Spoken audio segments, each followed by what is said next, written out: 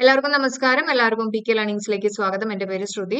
നമ്മൾ ഇന്ന് ഡിസ്കസ് ചെയ്യാൻ പോകുന്ന ഡിഗ്രി പ്രിലിംസ് 2023യുടെ ഇംഗ്ലീഷ് ക്വസ്റ്റ്യൻസ് ആണ്. PYQ ആണ്. അപ്പോൾ നമുക്ക് 20 ക്വസ്റ്റ്യൻസ് ഡിസ്കസ് ചെയ്യാം. എല്ലാവർക്കും വൺസ് അഗൈൻ നമ്മുടെ സെഷനിലേക്ക് സ്വാഗതം. അപ്പോൾ ഫസ്റ്റ് ക്വസ്റ്റ്യൻ നോക്കാം കേട്ടോ. എല്ലാവരും ആൻസർ മൈൻഡിലേക്ക് കൊണ്ടുവരിക. First one, identify the type of sentence given below. How strange she looks. ഇത് ഏത് ടൈപ്പ് ഓഫ് സെന്റൻസ് എന്നുള്ളതാണ് ക്വസ്റ്റ്യൻ. വേഗം ഒന്ന് ആൻസർ പറഞ്ഞേ. വളരെ സിമ്പിൾ ആയിട്ടുള്ള ചോദ്യമാണ്. ഈ ക്വസ്റ്റ്യൻ കാണുമ്പോൾ തന്നെ അതിന്റെ ആൻസർ കിട്ടേണ്ടതാണ്. വളരെ സിമ്പിൾ ആണ്. എന്താണ് ആൻസർ ആയിട്ട് വരുന്നത്? ആൻസർ ആയിട്ട് എക്സ്ക്ലമേറ്ററി സെന്റൻസ് ആണ് അല്ലെ. ഇറ്റ്സ് ഓപ്ഷൻ ഡി ആണ്. എക്സ്ക്ലമേറ്ററി സെന്റൻസ് ആണ്. എക്സ്ക്ലമേഷൻ മാർക്ക് കൊടുത്തിട്ടുണ്ട്. അതിൽ നിന്ന് നമുക്ക് കിട്ടിയിട്ടുണ്ട് answer it option D, exclamatory sentence. Interrogative sentence എന്ന് പറഞ്ഞാൽ എന്താ? ഒരു ക്വസ്റ്റ്യൻ ആയിരിക്കും അല്ല. ഇൻട്രോഗേറ്റീവ് എന്ന് പറയുമ്പോൾ തന്നെ ക്വസ്റ്റ്യൻ ആണ്. ക്വസ്റ്റ്യൻ എന്ന് പറയുമ്പോൾ എങ്ങനെയായിരിക്കും അതിന്റെ ഫോർമാറ്റ് വരിക? ക്വസ്റ്റ്യൻ വേർഡ് ഉണ്ടാവും, അതിനുശേഷം അല്ലെങ്കിൽ ആദ്യം വരേണ്ട എന്തായിരിക്കും? ആദ്യം ഓക്സിലറി വെർബ് വരണം, അതിനുശേഷം വേണം സബ്ജക്റ്റ് വരാനായിട്ട് അല്ലെ. പിന്നെ ഡിക്ലറേറ്റീവ് സെന്റൻസ് എന്ന് പറഞ്ഞാൽ എന്താ? ഒരു സബ്ജക്ട് വെച്ചിട്ട് സ്റ്റാർട്ട് ചെയ്യണം, അതേപോലെ തന്നെ ഫുൾ സ്റ്റോപ്പ് വെച്ചിട്ട് എൻഡ് ചെയ്യണം. ഡിക്ലറേറ്റീവ് സെന്റൻസിന്റെ വേറൊരു പേരുണ്ടല്ലോ, എന്തായിരുന്നു? വേഗം പറഞ്ഞു തന്നെ. അസർട്ടീവ് സെന്റൻസ് നമ്മൾ പറയാറുണ്ട്. ഓക്കെ, അതിൽ തന്നെ പോസിറ്റീവ് ആയിട്ടുള്ള ഒരു സെന്റൻസ് ആണെങ്കിൽ നമ്മൾ അതിന് അഫർമേറ്റീവ് സെന്റൻസ് എന്ന് പറയാറുണ്ട്. ഇനി ഇംപറേറ്റീവ് സെന്റൻസ് എന്ന് പറഞ്ഞാൽ എന്താ? ആ ഒരു റിക്വസ്റ്റ്, കമാൻഡ് അല്ലെങ്കിൽ വെർബ് വെച്ചിട്ട് സ്റ്റാർട്ട് ചെയ്യുന്ന ഒരു സെന്റൻസിനെയാണ് നമ്മൾ ഇംപറേറ്റീവ് സെന്റൻസ് എന്ന് പറയുന്നത്. ഇതൊക്കെ നമ്മൾ പഠിച്ചിട്ടുള്ള കാര്യങ്ങളാണ് അല്ലെ. എല്ലാവർക്കും ഓർമ്മ കിട്ടുന്നുണ്ടോ? എക്സ്ക്ലമേറ്ററി സെന്റൻസിന്റെ എക്സാമ്പിൾ ആണ് നമ്മളിപ്പോൾ ഡിസ്കസ് ചെയ്തിട്ടുള്ളത് അല്ലെ. എക്സ്ക്ലമേഷൻ മാർക്ക് ഉണ്ടാവും. ഓക്കെ, അപ്പൊ നമുക്കിനി അടുത്ത ക്വസ്റ്റ്യനിലേക്ക് കയറാം. The driver in that bus dash like your brother. എന്തായിരിക്കും ആൻസർ ആയിട്ട് വരിക? The driver in that bus dash like your brother. Yes, എല്ലാവരും ഒന്ന് ആൻസർ ചെയ്ത് നോക്കുക കേട്ടോ. എന്തായിരിക്കും ആൻസർ ആയിട്ട് വരുന്നത്? അപ്പോ ഇതേപോലെ ക്വസ്റ്റ്യൻ കിട്ടുമ്പോൾ ആദ്യം എന്താ ചെയ്യേണ്ടത്? ഞാൻ എപ്പോഴും പറയുന്നതാണ്, ടെൻസ് നോക്കുക അല്ലെ. ഇതിൽ പാസ്റ്റ് ടെൻസിനെ കാണിക്കുന്ന എന്തെങ്കിലും ഒരു കാര്യം പറഞ്ഞിട്ടുണ്ടോ? പാസ്റ്റ് ടെൻസ് ആണെന്ന് കാണിക്കുന്ന എന്തെങ്കിലും ഒരു കാര്യം ഈ ക്വസ്റ്റ്യനിൽ കൊടുത്തിട്ടുണ്ടോ? ഇല്ല അല്ലെ. അപ്പൊ അതുകൊണ്ട് തന്നെ നമുക്ക് ലുക്ക്ഡ് എന്ന് പറഞ്ഞിട്ടുള്ള ഒരു ഓപ്ഷനിലോട്ട് പോകേണ്ട കാര്യമുണ്ടോ? ഇല്ല. ഇനി നോക്കിയേ, ഇസ് ലുക്കിംഗ് എന്ന് പറഞ്ഞിട്ടുള്ള ഒരു ഓപ്ഷൻ ഇവിടെ കൊടുത്തിട്ടുണ്ട്. ഓപ്ഷൻ ഡിയിൽ നോക്കുകയാണെങ്കിൽ ഇസ് ലുക്കിംഗ് ആണ് കൊടുത്തിട്ടുള്ളത്. Okay, the driver in that bus is looking like your brother. ബ്രദറിനെ പോലെ നോക്കിക്കൊണ്ടേയിരിക്കുകയാണ്, കണ്ടിന്യൂ ചെയ്തുകൊണ്ടേയിരിക്കുകയാണ് എന്ന് നമ്മൾ പറയോ? ഇല്ല അല്ലെ. അപ്പോ ING ഫോമും ഇവിടെ നമുക്ക് യൂസ് ചെയ്യണ്ട. The driver in that bus, driver singular ആയതുകൊണ്ട് തന്നെ നമ്മൾ വെർബിന്റെ കൂടെ ഒരു എസും കൂടെ ചേർത്തിട്ട് പറയും. ശരിയല്ലേ? The driver in that bus looks like your brother. നമ്മുടെ ആൻസർ ഇട്ട് ഓപ്ഷൻ എ ആണ്. കിട്ടിയല്ലോ. അത് വളരെ സിമ്പിൾ ആയിട്ടുള്ള ചോദ്യമായിരുന്നു കേട്ടോ. രണ്ട് ക്വസ്റ്റ്യനും വളരെ സിമ്പിൾ ആയിട്ട് തന്നെ നിങ്ങൾക്ക് മാർക്ക് സ്കോർ ചെയ്യാൻ പറ്റുന്ന രണ്ട് ക്വസ്റ്റ്യൻസ് ആയിരുന്നു. ഓക്കെ, നമുക്കിനി മൂന്നാമത്തെ ക്വസ്റ്റ്യൻ നോക്കാം. Third one, did Alan get dash job he applied for. Okay, did Alan get dash job he applied for. എന്തായിരിക്കും ആൻസർ ആയിട്ട് വരിക? ആലോചിച്ചിട്ട് പറ. Yes, answer it is option C അല്ലെ. Did Alan get the job he applied for. The ആണ് answer ആയിട്ട് വരുന്നത്. Okay, ഏതെങ്കിലും ഒരു ജോബിനെ കുറിച്ചല്ല ഇവിടെ പറഞ്ഞിട്ടുള്ളത് അല്ലെ. ഏതെങ്കിലും ഒരു ജോലിനെ കുറിച്ചല്ല ഇവിടെ പറഞ്ഞിട്ടുള്ളത്. അലൻ അപ്ലൈ ചെയ്തിട്ടുള്ള ജോലി അവന് കിട്ടിയോ എന്നുള്ളതാണ് ചോദിച്ചിട്ടുള്ളത് അല്ലെ. അപ്പോ സ്പെസിഫിക് ആയിട്ട് പറയാണ് ഇന്ന ജോലി. സ്പെസിഫിക് ആയിട്ട് പറയുന്നത് കൊണ്ട് തന്നെ അവിടെ നമ്മൾ യൂസ് ചെയ്യേണ്ട ആർട്ടിക്കിൾ ഏതാ? ഡെഫിനറ്റ് ആർട്ടിക്കിൾ ആയിട്ടുള്ള ദ വേണം നമ്മൾ യൂസ് ചെയ്യാനായിട്ട്. ഓക്കെ, കിട്ടിയല്ലോ. ഓക്കെ, അപ്പൊ നമ്മുടെ ആൻസർ ഇട്ട് ഓപ്ഷൻ സി. ഇതും ഈ പറഞ്ഞ പോലെ എളുപ്പമായിട്ട് നിങ്ങൾക്ക് സ്കോർ ചെയ്യാൻ പറ്റും കേട്ടോ. ഇനി അടുത്ത ക്വസ്റ്റ്യൻ നമ്മുടെ ക്വസ്റ്റ്യൻ ടാഗിൽ നിന്നുള്ളൊരു ചോദ്യമാണ്. Use the appropriate question tag. Okay, she has never seen him. Okay, എന്താണ് ആൻസർ ആയിട്ട് വരിക? She has never seen him. അപ്പൊ ആദ്യം എന്താ ചെയ്യണ്ടേ? ആദ്യം ഇവിടെ നെവർ കൊടുത്തിട്ടുണ്ട്. സോ ഇത് നെഗറ്റീവ് ആയിട്ട് നമ്മൾ ഇവിടെ എഴുതി വെച്ചേക്കുക. അപ്പൊ നമ്മുടെ ക്വസ്റ്റ്യൻ ടാഗ് പോസിറ്റീവ് ആയിരിക്കും അല്ലെ. ഇനി നോക്കേണ്ടത് എന്താ? പോസിറ്റീവ് ആണ്. അപ്പൊ നമുക്ക് നെഗറ്റീവ് ആയിട്ടുള്ള ആൻസേഴ്സ് ഒക്കെ എടുത്ത് മാറ്റാം അല്ലെ. ഹാസിൻ ഷീയും അല്ല, ഹാവിൻ ഷീയും അല്ല. നമ്മൾ ഹാവിൻ ഷീ നമ്മൾ പറയില്ല അല്ലെ. ഓക്കെ, ഇനി ഹാവ് ഷീ നമ്മൾ പറയോ? ഇല്ല, കാരണം ഷീ എന്ന് പറഞ്ഞാൽ സിംഗുലർ ആണ്.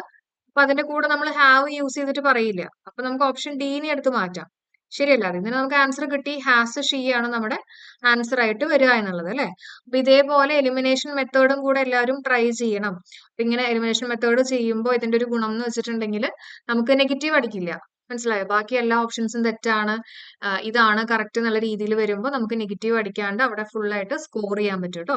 അപ്പൊ ഇത് വീട്ടിൽ നിന്ന് തന്നെ നമ്മൾ ഇതേപോലുള്ള ക്വസ്റ്റ്യൻസ് ഒക്കെ ട്രൈ ചെയ്യുക. എന്നിട്ട് എക്സാം ഹാളിൽ ഈ ഒരു മെത്തേഡ് നിങ്ങളൊന്ന് ചെയ്ത് നോക്കൂ. തീർച്ചയായിട്ടും നിങ്ങൾക്ക് നല്ല ഇമ്പ്രൂവ്മെന്റ് ഉണ്ടാവും. ഓക്കെ. ഓക്കെ. അപ്പൊ നമുക്കിനി അടുത്ത ക്വസ്റ്റ്യനിലേക്ക് കയറാം. അപ്പൊ ഈ 4 ചോദ്യങ്ങളൊക്കെ എല്ലാവർക്കും സിമ്പിൾ ആയിരുന്നില്ലേ? എളുപ്പമുള്ള 4 ചോദ്യങ്ങളായിരുന്നു കേട്ടോ. ഇനി അടുത്ത ക്വസ്റ്റ്യൻ നോക്കാം. Choose the correct tense form. She dash him before you introduced them. Okay. Before you introduced them. വേഗം ആൻസർ പറഞ്ഞോളൂ. ആലോചിച്ചിട്ട് പറ. She dash him before you introduced them. ഇൻട്രൊഡ്യൂസിന് മുമ്പ് ബിഫോർ എന്ന് പറഞ്ഞിട്ടുള്ള ഒരു വാക്ക് അവിടെ കൊടുത്തിട്ടുണ്ട് അല്ലെ? യെസ്. ആൻസർ ഹാഡ് മെറ്റ് ആണ്. She had met him before you introduce them. When you reach the railway station the train had left എന്ന് പറയുന്ന പോലെ തന്നെ ഒരു സെന്റൻസിൽ 2 ഭാഗങ്ങൾ ഉണ്ടെങ്കിൽ അതിൽ ഏതെങ്കിലും ഒരു ഭാഗം പാസ്റ്റിലാണെങ്കിൽ അതിനേക്കാൾ മുമ്പ് നടക്കുന്ന കാര്യം നമ്മൾ ഏത് ടെൻസിലാ പറയാ? പാസ്റ്റ് പെർഫെക്റ്റ് ടെൻസിൽ പറയും അല്ലെ? പാസ്റ്റ് പെർഫെക്റ്റ് ടെൻസ് എന്ന് പറഞ്ഞാല് had plus V3 form of the verb ആണ് നമ്മൾ യൂസ് ചെയ്യുക. ശരിയല്ലേ? ഓക്കെ. അപ്പൊ ഇവിടെ 2 ഭാഗങ്ങളുണ്ട്. ആ ബിഫോർ കാണുമ്പോൾ തന്നെ നമുക്കറിയാം അല്ലെ? ഇൻട്രൊഡ്യൂസിന് മുമ്പത്തെ ഒരു ഭാഗമാണ് ആദ്യം കൊടുത്തിട്ടുള്ളത്. ഓക്കെ. അപ്പൊ അവിടെ had plus V3 form, had plus V3 form ആയിട്ടുള്ള മെറ്റ് ആണ് വന്നിട്ടുള്ളത്. കിട്ടിയെന്ന് വിചാരിക്കുന്നു. അതും ഈ പറഞ്ഞ പോലെ തന്നെ സിമ്പിൾ ആയിട്ടുള്ള ക്വസ്റ്റ്യൻ ആണ് കേട്ടോ. അപ്പൊ ഇവിടെയൊക്കെ 5 മാർക്ക് എല്ലാവർക്കും കിട്ടാൻ പറ്റുന്ന ഒരു ക്വസ്റ്റ്യൻ പേപ്പർ തന്നെയായിരുന്നു ഈ 5 ക്വസ്റ്റ്യൻസും. ഓക്കെ. ഇനി അടുത്ത question. Rose is the most beautiful flower is an example of dash degree of comparison. വേഗം പറഞ്ഞോളൂ. ഇതും വളരെ സിമ്പിൾ ആയിട്ടുള്ള ചോദ്യമാണ്.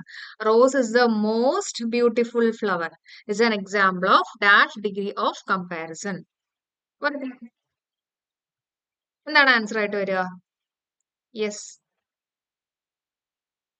Most beautiful. വേഗം പറ. Answer it is option A അല്ലെ? സൂപ്പർലേറ്റീവ് ആണ്. മോസ്റ്റ് ബ്യൂട്ടിഫുൾ തന്നെ കണ്ടപ്പോ പലർക്കും കിട്ടിയിട്ടുണ്ടാവും സൂപ്പർലേറ്റീവ് ആണ് അല്ലെ? ദ മോസ്റ്റ് ബ്യൂട്ടിഫുൾ എന്ന് കാണുമ്പോൾ തന്നെ ദാറ്റ് സൂപ്പർലേറ്റീവ് ഫോം ആണ്. ഓക്കെ. ഇനി അടുത്ത ചോദ്യം. Choose the correct preposition. പ്രപ്പോസിഷനുമായിട്ട് ബന്ധപ്പെട്ടിട്ടുള്ള ഒരു ക്വസ്റ്റ്യൻ ആണ്. Amit waited for her dash the entrance. എന്താണ് answer? Amit waited for her dash the entrance. Correct എൻട്രൻസിൽ തന്നെ വെയിറ്റ് ചെയ്തു. എക്സാക്ട് ആയിട്ട് ആ ഒരു സ്ഥലത്ത് തന്നെ എക്സാക്ട് ആയിട്ടൊക്കെ പറയുമ്പോൾ നമ്മൾ ഏത് പ്രപ്പോസിഷനാ യൂസ് ചെയ്യുക? ഞാൻ ഒന്ന് തന്നെ ഹൈഡ് ചെയ്യാം കേട്ടോ. വേഗം പറ. എക്സാക്ട് ആയിട്ട് പറയുമ്പോൾ നമ്മൾ ഏതാ പറയാ? Answer yes, at the entrance അല്ലെ? ഓപ്ഷൻ എ ആണ്. Amit waited for her at the entrance ആണ് അല്ലെ? എക്സാക്ട് ആയിട്ട് പറയുമ്പോൾ നമ്മൾ അറ്റ് എന്നുള്ള പ്രപ്പോസിഷൻ ആണ് യൂസ് ചെയ്യുക കേട്ടോ.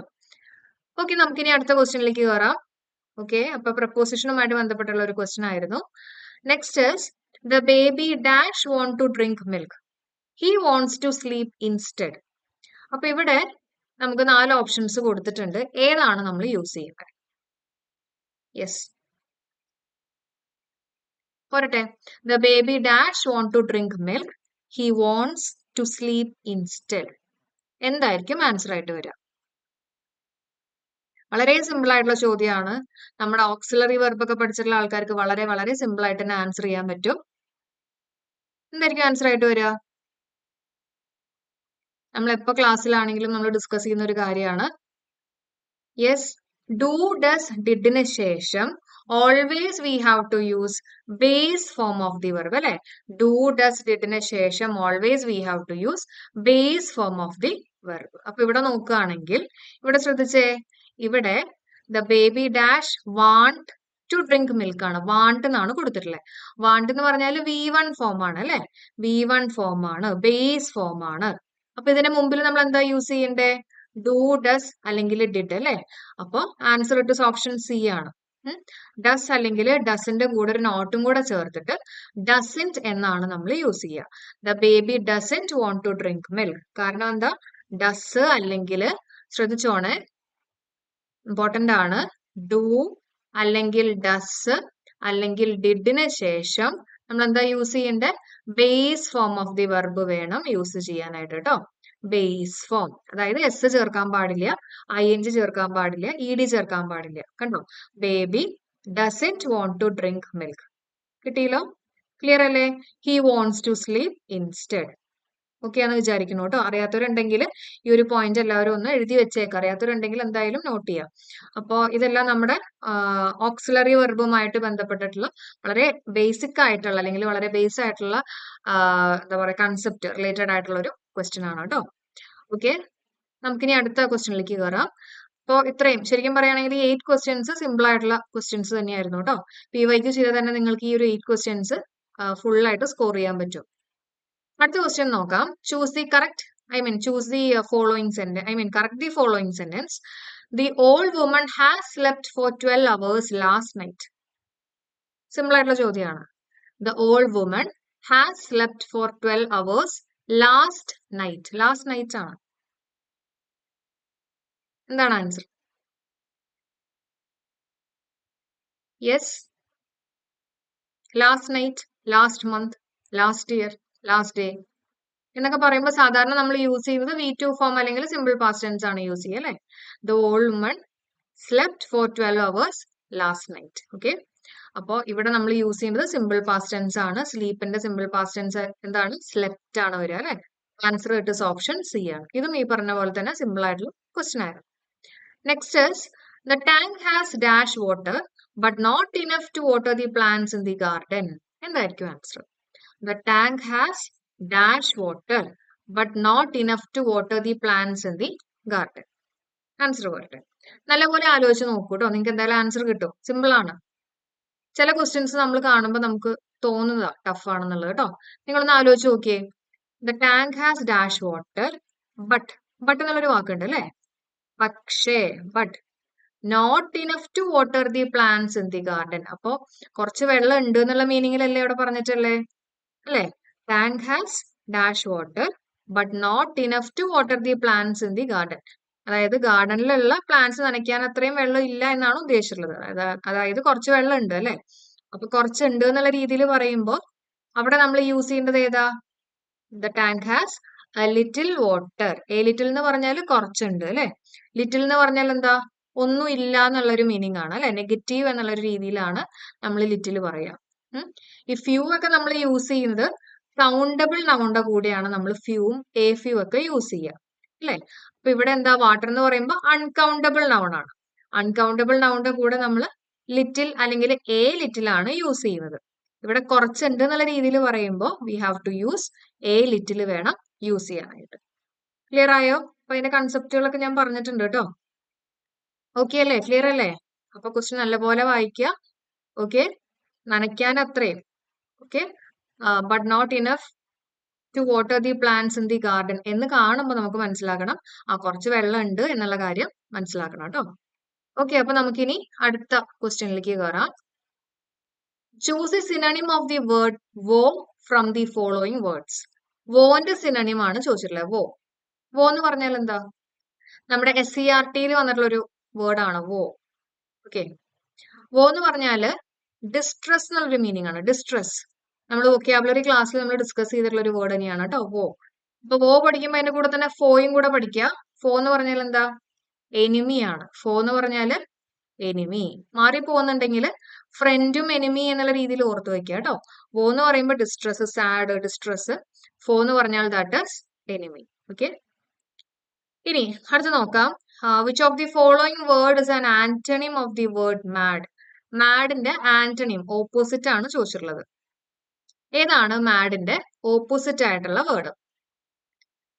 യെസ്, അതായത് സെയിൻ എന്നുള്ള വേർഡ് ആണ് അല്ലെ. സെയിൻ എന്ന് പറഞ്ഞാൽ എന്താ? സെയിൻ എന്ന് പറഞ്ഞാൽ ഹെൽത്തി മൈൻഡ് ഉള്ള, മെന്റലി വളരെ ഹെൽത്തി ആയിട്ടുള്ള, നല്ല അണ്ടർസ്റ്റാൻഡിങ് ആയിട്ടുള്ള ഒന്നിനെയാണ് നമ്മൾ സെയിൻ എന്ന് പറയുക. അപ്പൊ അതിന് ആന്റണിം ആയിട്ട് പറയുന്നതാണ് മാഡ് കേട്ടോ. ഓക്കെ, അപ്പൊ ഇനി അടുത്ത വേർഡ് അടുത്ത ക്വസ്റ്റ്യനിലേക്ക് കയറാം. The phrasal verb beef up. Beef up എന്ന് പറഞ്ഞാൽ എന്താണ്? Beef up. Yes, beef up എന്ന് പറഞ്ഞാൽ ഇറ്റ് മീൻസ്, വേഗം പറഞ്ഞോളൂ, എന്താണ് ആൻസർ ആയിട്ട് വരിക? ബീഫ് അപ്പ് എന്ന് പറഞ്ഞാൽ to make something bigger. Okay, വലുതാക്കുക. ടു മേക്ക് സംതിങ് ബിഗർ എന്നുള്ളതാണ് കേട്ടോ. To make something bigger. നമ്മൾ ബീഫൊക്കെ കഴിച്ചു കഴിഞ്ഞാൽ ബിഗ് ആവും എന്നുള്ള രീതിയിലൊക്കെ വേണമെങ്കിൽ ഓർത്ത് വെക്കുക അല്ലെ. ടു മേക്ക് സംതിങ് ബിഗർ ആണ് ടു ബീഫ് അപ്പ് എന്ന് പറഞ്ഞിട്ടുള്ള ഫ്രേസൽ വെർബിന്റെ മീനിങ് കേട്ടോ. അടുത്ത് നോക്കാം, choose the suitable collective noun. Okay, dash of fish. നമ്മൾ ഓൾറെഡി ഇതൊക്കെ ഡിസ്കസ് ചെയ്തിട്ടുള്ളതാണ് നമ്മുടെ വൊക്കാബുലറി ക്ലാസ്സിൽ. Dash of fish collective noun ആണ്. ഒരു ഗ്രൂപ്പ് എന്നുള്ള രീതിയിൽ നമ്മൾ ഫിഷിന്റെ എന്താ പറയാ, എന്താ പറയുന്നത്, വേഗം പറഞ്ഞോളൂ. സ്കൂൾ ഓഫ് ഫിഷ് അല്ലേ. School of fish. നമ്മൾ സ്കൂളിലേക്ക് ഫിഷ് കൊണ്ടുപോയി ഓർക്കാൻ പറഞ്ഞിരുന്നു. സ്കൂൾ ഓഫ് ഫിഷ് എന്നാണ് നമ്മൾ യൂസ് ചെയ്യാറ് അല്ലെ. ഇനി കമ്പനി ഓഫ് എന്തൊക്കെ നമ്മൾ പറയും, പാരറ്റ്സ് പറയും. ഓക്കെ, പാരറ്റ്സ്, ആക്ടേഴ്സ്, സോൾജേഴ്സ് ഒക്കെ നമ്മൾ പറയും അല്ലെ. കമ്പനി ഓഫ് നമ്മൾ പറയും. ഓക്കെ, അതേപോലെ തന്നെ ബെവേ ഓഫ് ബ്യൂട്ടീസ് പറയും, ലേഡീസ് പറയും. ഓക്കെ, ഓർമ്മ കിട്ടുന്നുണ്ടോ? യെസ്. ഇവിടുത്തെ ആൻസർ ഇട്ട് സ്കൂൾ ഓഫ് ഫിഷ് ആണ് കേട്ടോ. അടുത്ത ചോദ്യം നോക്കാം. Find out the correct spelling of the word. Okay, എൻസൈക്ലോപീഡിയയുടെ സ്പെല്ലിംഗ് ആണ് ചോദിച്ചിട്ടുള്ളത്. Encyclopedia. Answer it option A ആണ് കേട്ടോ. ഓക്കെ, എൻസൈക്ലോപീഡിയ അല്ലെ. എൻസൈക്ലോപീഡിയ അത്യാവശ്യം വലിയൊരു പുസ്തകമാണ്. അത് കാണുമ്പോൾ തന്നെ നമ്മളൊക്കെ ചെറുപ്പത്തിൽ ചിലപ്പോൾ പേടിച്ചിട്ടുണ്ടാവും അല്ലെ. പേഡിയ, PAEDIA. ഓക്കെ, അപ്പൊ പേഡിയ എന്നുള്ളത് ഓർത്തു വെക്കുക കേട്ടോ. ആൻസർ ഇട്ട് ഓപ്ഷൻ എ ആണ്. അടുത്ത ക്വസ്റ്റ്യനിലേക്ക് കയറാം. ഇതൊക്കെ സിമ്പിൾ ആയിട്ടുള്ള ക്വസ്റ്റ്യൻസ് ആണ്. Idiom go on a wild goose chase. Go on a wild goose chase എന്ന് പറഞ്ഞാൽ എന്താണ് അതിന്റെ അർത്ഥം? വൈൽഡ് ഗൂസിന്റെ പുറകെ പോയിട്ട് കാര്യമുണ്ടോ? വൈൽഡ് ഗൂസിനെ ചേസ് ചെയ്തിട്ട് കാര്യമുണ്ടോ? എന്താണ് ആൻസർ ആയിട്ട് വരുന്നത്? Go on a wild goose chase. It means അതിന്റെ പുറകെ പോയിട്ട് കാര്യമില്ല അല്ലെ. ടു ഡു സംതിങ് പോയിന്റ്ലെസ് ആണ്. Okay, to do something pointless. Okay, answer it option A ആണ് കേട്ടോ. അടുത്തത്, what does the word ad hoc mean? ഇത് PSC ഒരുപാട് തവണ ചോദിച്ചിട്ടുള്ളതാണ്. അഡ്ഹോക്ക് എന്ന് പറഞ്ഞാൽ എന്താ? അഡ്ഹോക്ക് എന്ന് പറഞ്ഞാൽ ഒരു പെർട്ടിക്കുലർ പർപ്പസിന് വേണ്ടിയിട്ട് അല്ലെ. ഫോർ എ സ്പെസിഫൈഡ് പർപ്പസ് ആണ്. ഇതൊക്കെ PYQ ആണ് കേട്ടോ. അഡ്ഹോക്ക് എന്ന് പറഞ്ഞാൽ അഡ്ഹോക്ക് കമ്മിറ്റി അല്ലെ. നമ്മുടെ കോവിഡുമായിട്ട് ബന്ധപ്പെട്ടും അതുപോലെ തന്നെ ഫ്ലഡുമായിട്ട് ബന്ധപ്പെട്ടൊക്കെ ഈ അഡ്ഹോക്ക് കമ്മിറ്റി, പല കമ്മിറ്റികളൊക്കെ രൂപം കൊണ്ടിട്ടുണ്ടായിരുന്നു. അപ്പൊ അതേപോലെ അഡ്ഹോക്ക് എന്ന് പറഞ്ഞാൽ that is for a specified purpose, ഒരു സ്പെസിഫൈഡ് ആയിട്ടുള്ള പർപ്പസിന് വേണ്ടിയിട്ട് അല്ലെ. അപ്പോ ആൻസർ ഇട്ട് ഓപ്ഷൻ ബി ആണ്. അടുത്ത് നോക്കാം, study of mountains is termed as. Study of mountains പറഞ്ഞോളൂ, എന്താണ് study of mountains? One word substitution ആണ്. വേഗം പറയൂ ആൻസർ.